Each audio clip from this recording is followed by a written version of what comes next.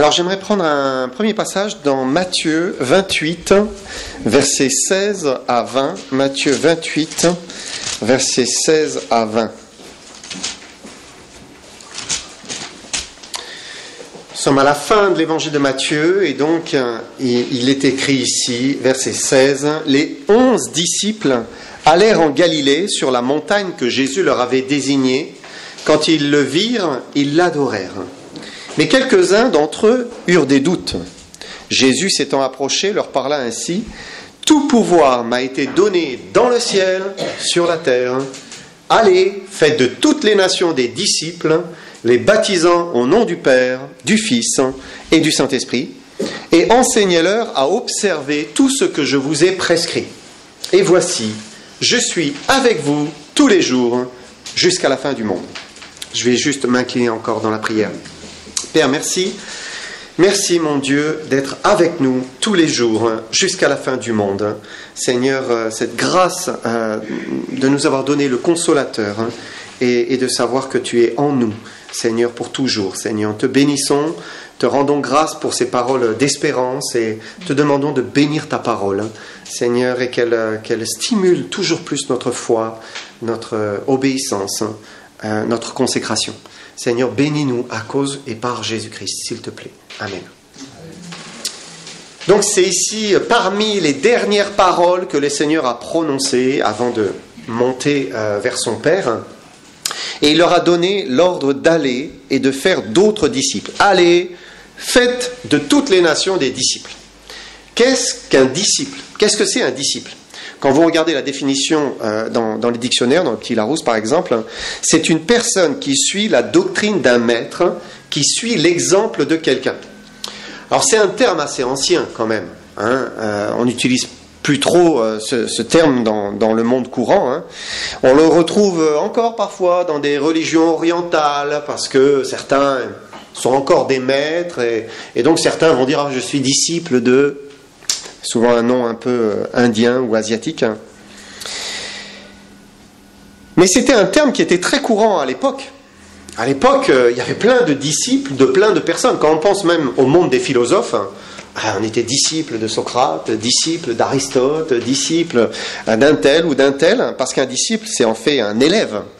Aujourd'hui, un élève, c'est quelqu'un qui va suivre des cours d'une université ou d'une école. Mais dans les temps bibliques, un élève, un disciple, c'était quelqu'un qui s'attachait à un maître. Il avait un maître. C'était quelqu'un qui se mettait au pied de son seul maître pour recevoir son enseignement, pour essayer de vivre tel qu'il enseignait.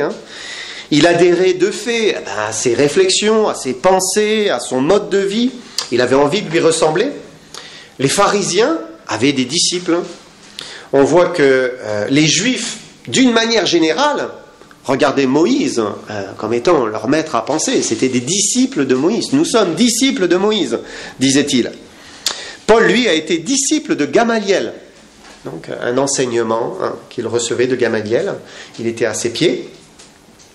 Et il y avait un attachement profond, fidèle, entre le disciple et son maître. Il y avait également dans le cœur du disciple une absolue confiance. S'il était disciple, c'est qu'il était voué entièrement à l'enseignement de son maître. Et même, il y avait de l'amour, on développait de l'amour. Ça pouvait même aller un peu trop loin vis-à-vis d'un homme. Alors aujourd'hui, on parle plutôt de mentor. C'est mon mentor. Alors qu'est-ce qu'un mentor ? Eh bien, c'est l'idée de quelqu'un qui vous inspire. Voilà, il vous donne envie d'aller plus loin. C'est un exemple. Il vous conseille aussi. Mais un disciple, c'est plus que quelqu'un qui suit un mentor. Je ne sais pas si on utilise le mot mentorer. C'est plus qu'un mentoré. Et particulièrement être disciple de Jésus-Christ. Parce que le disciple de Christ, c'est pas juste quelqu'un qui adhère à des doctrines, à un enseignement, à des pensées, ou même à un exemple, l'exemple de Christ, comme étant quelque chose qui est extérieur à lui-même. Jésus, c'était pas simplement une influence extérieure, étrangère, mais un disciple de Jésus. C'est quelqu'un qui est en communion avec Jésus-Christ. C'est quelque chose, puisqu'il a l'esprit du Seigneur Jésus en lui. Et donc c'est une communion qui est spirituelle, une communion qui est intime, qui est intérieure. Un vrai disciple, il ne fait qu'un avec Jésus, en esprit. Hein? Alors bien sûr, ça c'est quelque chose qui est incompréhensible pour quelqu'un qui ne s'est pas réellement converti à Jésus-Christ, hein. C'est-à-dire quelqu'un qui n'est pas encore passé par la nouvelle naissance. Et c'est impératif de d'abord croire, évidemment, dans son sacrifice, dans sa mort pour nos péchés, et de passer par cette nouvelle naissance, cette naissance spirituelle, avant de devenir un disciple véritablement de Christ. Parce qu'aujourd'hui, tant que Dieu n'a pas placé son esprit en nous, on ne peut pas être un disciple de Christ. C'est impossible. Il faut vivre cette expérience de la nouvelle naissance, hein, Jésus l'a dit. Parce que le disciple, ce n'est pas simplement une adhésion extérieure, mais c'est surtout une transformation intérieure par le Saint-Esprit. Et depuis les premiers disciples, c'est-à-dire les apôtres, eh bien l'Église s'est multipliée, hein. Le message de l'Évangile, Jésus-Christ crucifié, Jésus-Christ ressuscité, Jésus-Christ glorifié qui veut venir habiter dans vos cœurs, eh bien il s'est répandu, et puis d'autres disciples ont été faits, et puis ils ont engendré d'autres disciples, ainsi de suite. Et la question que l'on doit se poser, c'est: suis-je un vrai disciple de Jésus-Christ? Est-ce que je fais partie de cette lignée des disciples de Jésus-Christ? Est-ce que vous vous considérez comme un disciple? Être disciple du Seigneur, c'est vraiment quelque chose de particulier. C'est pas simplement croire en Jésus ou croire en Dieu, hein. Il y avait des milliers de croyants à l'époque du Seigneur, et pourtant, eh bien, tous ne sont pas devenus des vrais disciples de Jésus-Christ. Alors, qu'est-ce que c'est un disciple? On va prendre un passage qui définit bien ce qu'est un disciple, et vous allez sûrement vous retrouver vous-même dans ce passage en disant: je suis un disciple, ou je ne suis pas encore un vrai disciple. Regardez Luc 14, et on va d'abord lire les versets 25 et 26. Luc 14, et versets 25 et 26. Il dit: de grandes foules faisaient route avec Jésus. Il se retourna et leur dit: si quelqu'un vient à moi sans me préférer à son père, à sa mère, à sa femme, à ses enfants, à ses frères et à ses sœurs, et même à sa propre vie, il ne peut être mon disciple. Voilà, des grandes foules qui suivent Jésus, mais parmi eux, qui serait vraiment un disciple.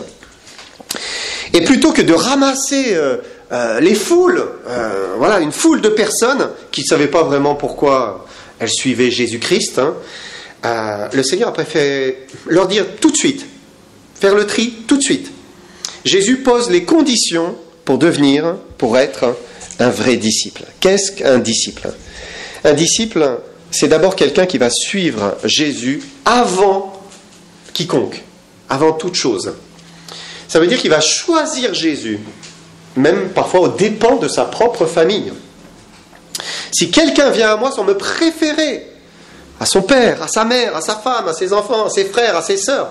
Dans certaines versions, le texte dit même si quelqu'un vient à moi sans haïr son père, sa mère. Alors c'est très fort là, on se dit: oh là, haïr, est-ce que Dieu nous encouragerait à haïr notre famille? Non, bien sûr. Dieu ne veut pas qu'on haïsse notre famille, au contraire, il dit, hein, si quelqu'un n'a pas soin des siens, il est pire qu'un infidèle. Donc il faut les aimer, et Dieu veut qu'on aime sa famille, qu'on prenne soin d'eux. Mais alors, qu'est-ce que Jésus veut dire ici? En fait, il y a l'idée d'avoir un amour qui est tellement fort pour Jésus-Christ que le disciple va toujours donner sa préférence à Christ par rapport à sa famille. Imaginez qu'un homme vit à l'époque du Seigneur, donc il y a 2000 ans, il a entendu parler de cet homme qui fait des miracles et de grandes choses, il a envie d'aller le voir, il le trouve, il commence à l'écouter, et là il est subjugué par son enseignement, il est touché dans son âme, vraiment il reconnaît là, il vient de Dieu, ce n'est pas possible autrement. Alors il rentre chez lui, il le partage à sa famille, à sa femme, ses enfants, ses parents peut-être. Hein. J'ai fait une rencontre merveilleuse. Je crois qu'il est le Fils de Dieu. Et maintenant, imaginez la famille, les parents, les enfants ou l'épouse, hein, qui le prennent très mal, qui disent « Mais qu'est-ce que tu fais ? C'est vraiment un illuminé, c'est pas la peine, c'est pas la peine. » Eh bien, c'est là où on voit qui est un vrai disciple de Jésus-Christ. C'est « Je repousse Jésus-Christ et je suis ma famille, son influence. » Je dis « Non, non, il est le chemin, la vérité et la vie. Et je le suis, et je le suivrai. » Un disciple, c'est quelqu'un qui choisit Jésus avant sa propre famille. Il préfère suivre Jésus que sa propre famille. Ça ne veut pas dire qu'il va rejeter sa famille, comme certaines sectes. Il y a des sectes, voilà, s'ils ne vous suivent pas dans la secte, alors il faut rejeter toute la famille. Pas du tout, loin de là, au contraire. Dieu veut qu'on aime notre famille, qu'on en prenne soin.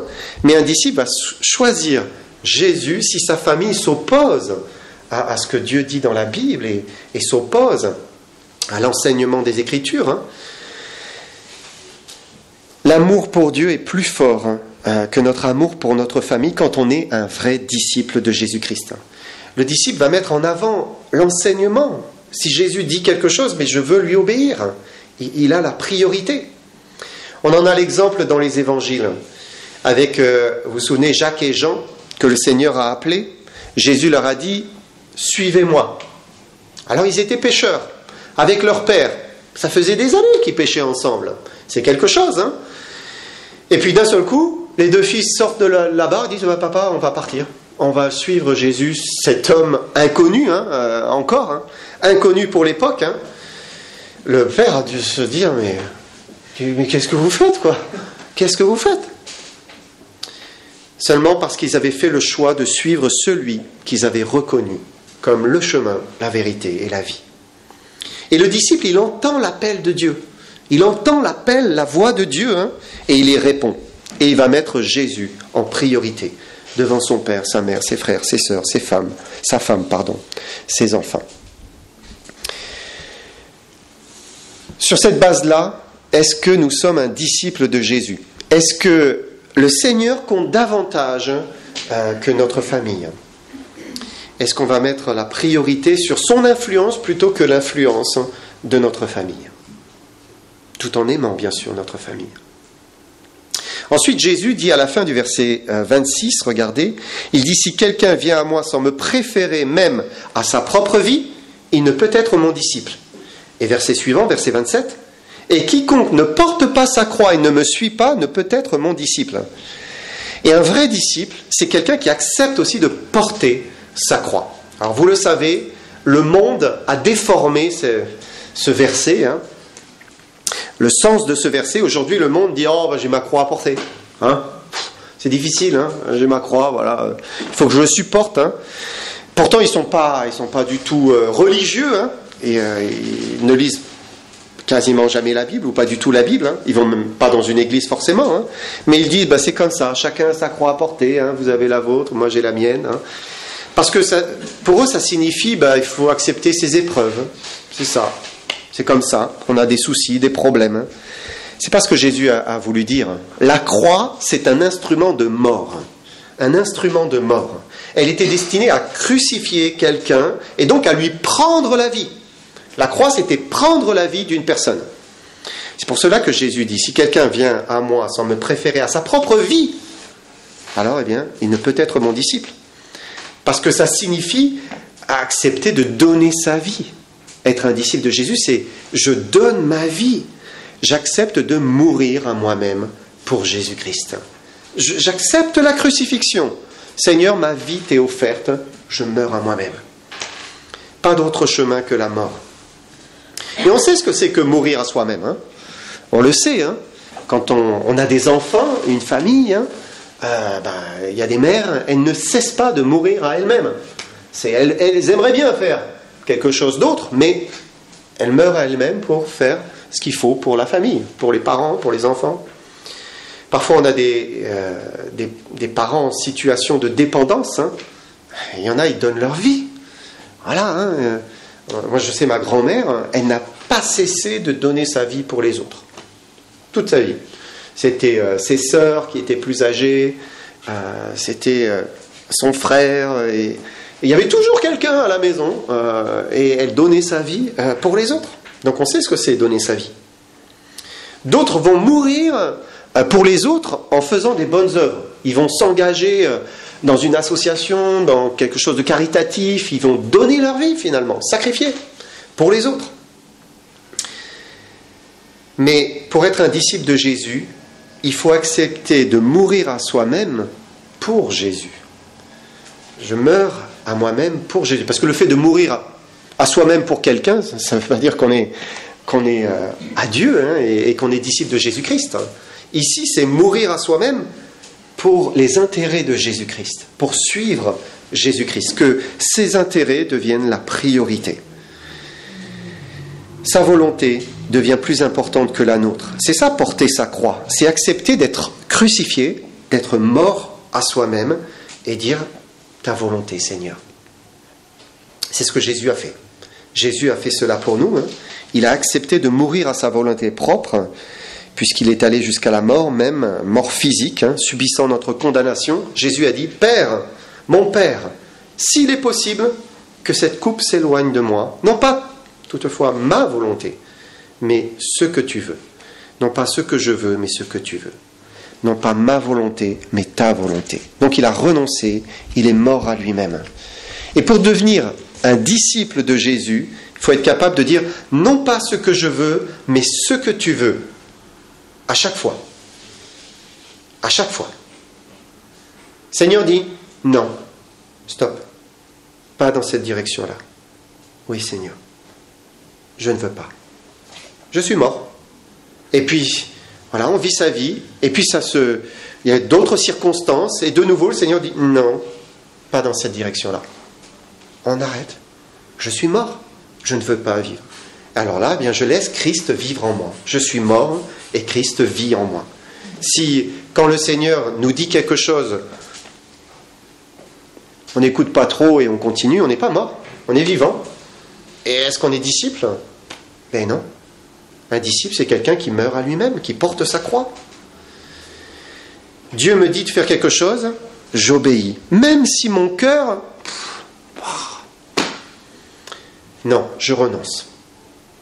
Dieu me dit d'aimer mes ennemis, je vais prier. Seigneur, donne-moi de l'amour, donne-moi le pardon.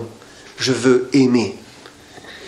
Dieu me dit, attention à ta langue, en grossièreté, parce que j'ai un passé. Voilà, on en a parlé un petit peu dimanche dernier, je crois. Oh, je châtie ma langue. Dieu me dit, attache-toi à tes frères et sœurs. Mais, Seigneur, je veux obéir. Il me dit de lire, il me dit de prier. J'y vais, j'avance, j'obéis. Dieu me dit d'arrêter une chose, une passion, quelque chose qui est vraiment quelque chose que Dieu ne veut pas. Eh bien, je meurs à moi-même, j'y renonce. Alors, sur cette base-là, est-ce que nous sommes un disciple de Jésus-Christ, un vrai disciple de Jésus-Christ ? Est-ce que sa volonté a la priorité dans notre vie ? Ensuite, regardez, le passage se poursuit et on va lire la suite, versets 28 à 33. « Car lequel de vous, s'il veut bâtir une tour, ne s'assied d'abord pour calculer la dépense et voir s'il a de quoi la terminer, de peur qu'après avoir posé les fondements, il ne puisse l'achever et que tous ceux qui le verront ne se mettent à le railler en disant « Cet homme a commencé à bâtir, il n'a pas pu achever. » Ou quel roi, s'il va faire la guerre à un autre roi, ne s'assied d'abord pour examiner s'il peut, avec 10 000 hommes, marcher à la rencontre de celui qui vient l'attaquer avec 20 000. S'il ne le peut, tandis que cet autre roi est encore loin, il lui envoie une ambassade pour demander la paix. Ainsi donc, quiconque d'entre vous ne renonce pas à tout ce qu'il possède, ne peut être mon disciple. Alors c'est intéressant parce que Jésus ici donne deux exemples à ces foules qui le suivent. À quoi ça sert de suivre Jésus, de faire des pas avec lui, et au final, l'homme n'est pas prêt à aller jusqu'au bout avec lui. Juste un petit peu, mais pas plus. Et beaucoup sur la terre veulent une pincée de religion, un zeste de spiritualité, un petit peu de Dieu, un petit peu de prière éventuellement, de temps en temps, allez, un office religieux, pourquoi pas. Ça c'est la norme, quand on regarde le monde, c'est vraiment la norme, c'est l'ensemble de notre monde qui est comme cela, un peu peu de spiritualité, mais pas trop, hein, faut pas abuser. Hein. Mais Jésus dit, ça n'a pas de sens. En ce qui le concerne lui, ça n'a aucun sens. Jésus n'appelait pas à faire des demi-disciples, hein, des disciples à moitié ou à mi-temps. C'était pas juste des sympathisants, ouais, j'aime bien, mais il appelait à faire des disciples, des vrais disciples. Parce que à quoi ça sert de poser les fondements d'une tour et puis après on la laisse à l'abandon? Vous savez, il y a des... je ne vais pas citer les pays, mais il y a des pays où on commence à bâtir et on n'achève pas. Parce que je crois qu'il y a des lois qui disent que si on a commencé, on est tranquille. En France, si vous n'avez pas achevé l'ouvrage dans les 2 ou 3 ans, je ne me rappelle plus, c'est fini, hein, on ne peut plus continuer. Mais dans d'autres pays, voilà, vous posez la première pierre, vous êtes tranquille. Donc il y a des ruines pendant toute la vie. Hein, voilà, on passe d'année en année, de décennie en décennie, et ça a commencé, mais c'est pas fini. Mais à quoi ça sert? À quoi ça sert? À quoi ça sert de poser les fondements de la foi, les fondements de la piété, les fondements de l'enseignement religieux, peut-être dans l'enfance, hein, vous savez, parfois, voilà, on pose le début, hein, à poser les fondements, et puis ensuite, on s'arrête, on ne continue plus ce que l'on a commencé, et notre vie est comme une tour qui est commencée et pas achevée, on n'est pas allé jusqu'au bout. Ou bien à quoi ça sert de s'engager à combattre, alors j'ai envie de dire, à combattre le malin dans sa vie, c'est-à-dire au début de vouloir s'opposer aux choses qui sont mauvaises dans sa vie, refuser le péché, refuser ce qui déplaît à Dieu, et puis après, quelques années, finalement, c'est pas grave, hein.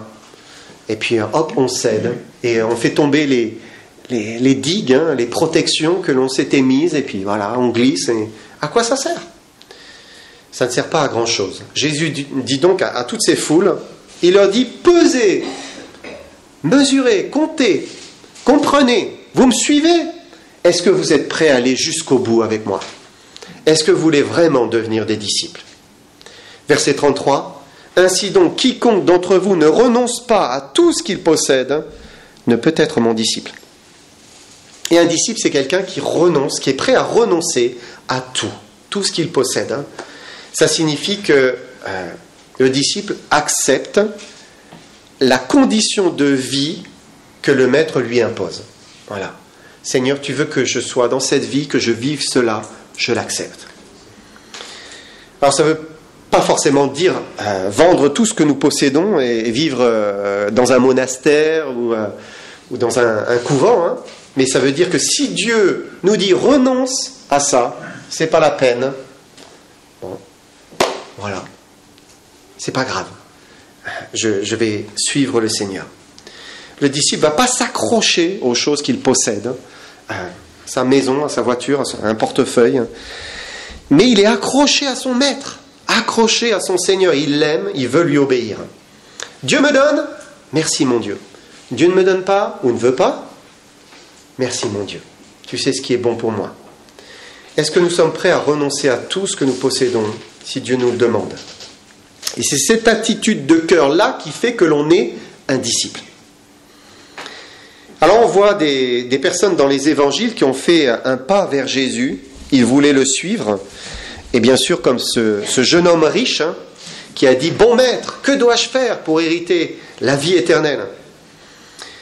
Et Jésus, voyant que c'était un jeune homme riche, il lui dit, va, vends tout ce que tu as, voilà, vas-y, donne-le aux pauvres, et tu auras un trésor dans le ciel, puis viens et suis-moi. Et là, c'était trop pour lui, hein. Il voulait bien de la vie éternelle, il voulait bien devenir un disciple, mais il n'était pas prêt à en payer le prix, en fait. Pas prêt à en payer le prix.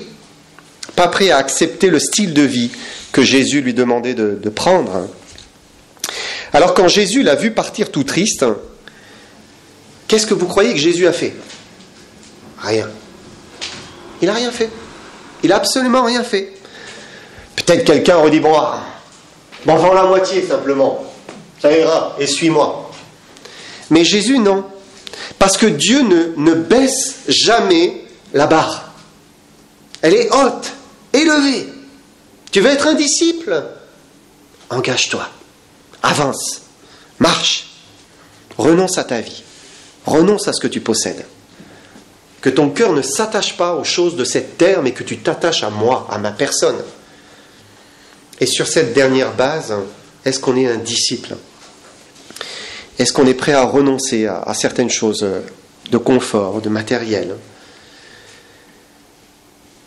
En fait, pour être un disciple de Jésus, il faut l'aimer plus que sa famille, l'aimer plus que sa propre vie, l'aimer jusqu'à être prêt à mourir à soi, renoncer à tout ce qu'on possède, s'il l'exige.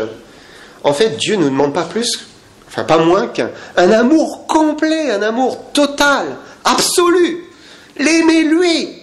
Il est le premier dans ma vie, quoi qu'il arrive, dans tous les domaines. Dans tous les domaines. Et donc le prix, il est cher, hein. Il est élevé, hein. Mais combien ça en vaut la peine ? Combien ça en vaut la peine ? L'assurance du pardon de nos péchés.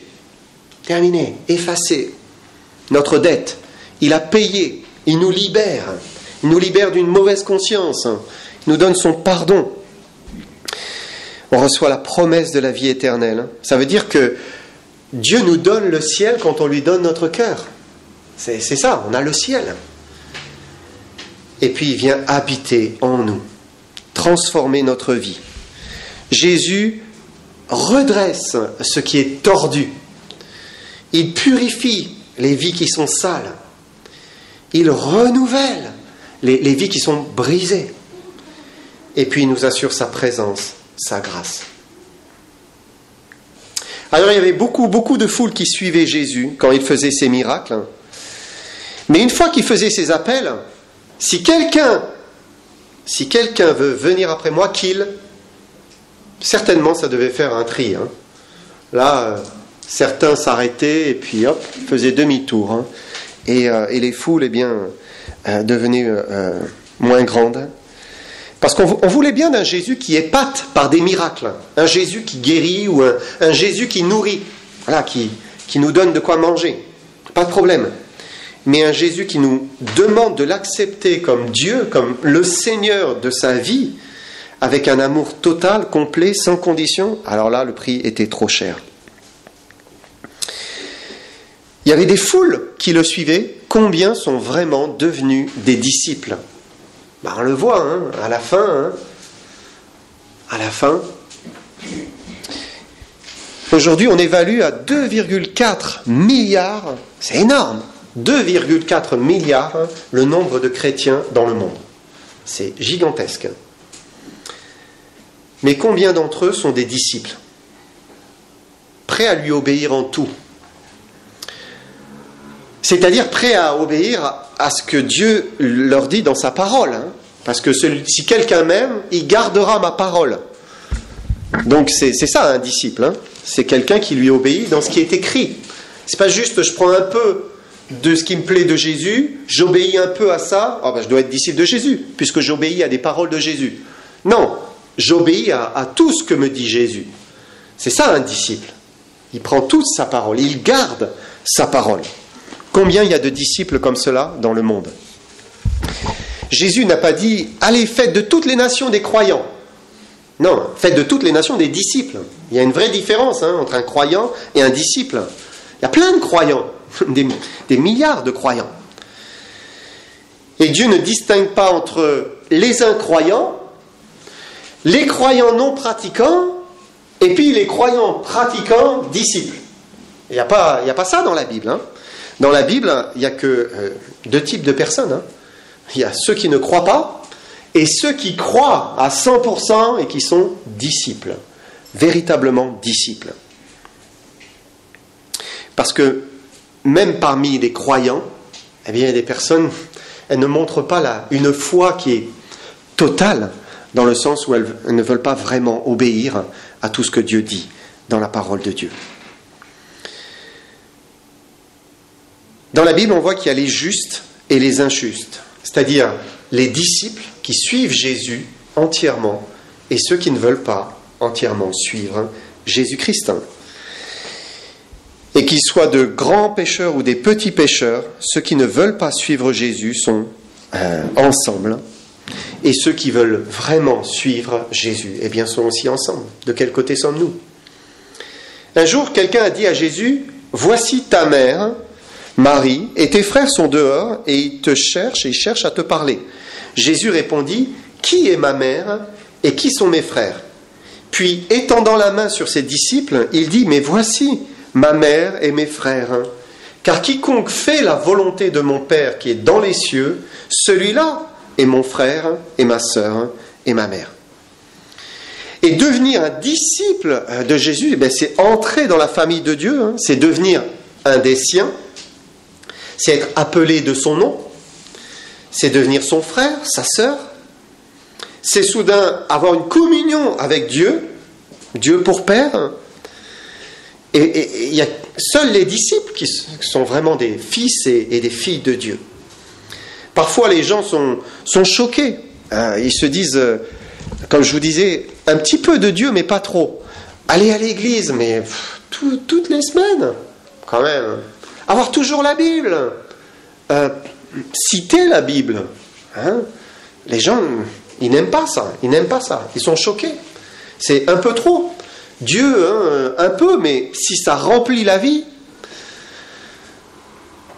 mais quelle est la fin? Où allons-nous? On vit, et après?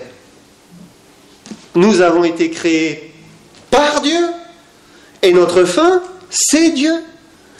Donc, que Dieu soit tout en tous, c'est sa volonté. Dieu ne veut pas juste être une petite pincée de lui dans nos vies. Il veut être entièrement dans nos vies et que nos vies soient entièrement à lui, pour lui. Qu'on l'aime, qu'il soit le premier dans notre vie. C'est ça, être un disciple. Alors ça nous remet aussi, nous, en question, parce que parfois, notre amour pour Dieu, il vit des chutes, et on a besoin de se reconsacrer au Seigneur. Encore et encore. Dire, Seigneur, pardonne-moi. J'ai besoin de revenir à toi. J'ai besoin de me consacrer de nouveau à toi et de t'aimer vraiment. Parce que je suis ton disciple. Parce que je t'aime. Et parce que je veux que tu sois le premier dans mon cœur. Que Seigneur vous bénisse.